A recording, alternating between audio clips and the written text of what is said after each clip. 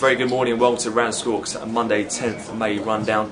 Massive news coming out of the weekend as the Eurozone have decided to go pretty much nuclear on this Greek and Eurozone debt crisis. Unveiled then, taking a look at some of the finer details which we've seen released late overnight. The Eurozone total package they're outlining is a massive 750 billion euros worth. On the breakdown, 440 billion guarantees for euro area states plus 60 billion in a European instrument, and in terms of the IMF they're also going to contribute a further 250 billion, so again a huge amount of money here. In dollar terms, $1 trillion worth as well. In the breakdown of these numbers, we're also going to have the ECB. They are going to buy Eurozone government bonds, however details still lacking in terms of how exactly that will happen. There has been a lot of speculation whether they've already begun. Also, as well, the ECB has revived its policy from the credit crisis of offering banks as much money as they want in the terms of 3 and 6 month money.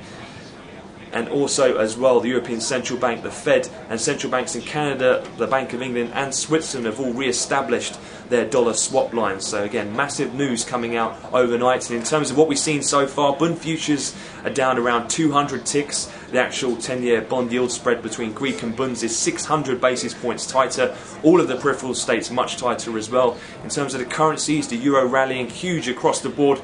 Euro dollar up over 300 pips and testing the 131 handle thus far.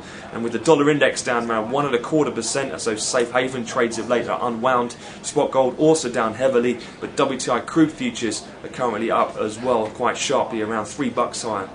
In terms of things to look out for though, as mentioned, there's still a lot of analysts now starting to question the actual details and the planning behind this, but at the moment the euphoric trade is taking full precedence this morning. And looking ahead, the only other real event we're looking out for today is going to be any clarification, as the Lib Dems and Tories were unable to structure any sort of a deal over the weekend.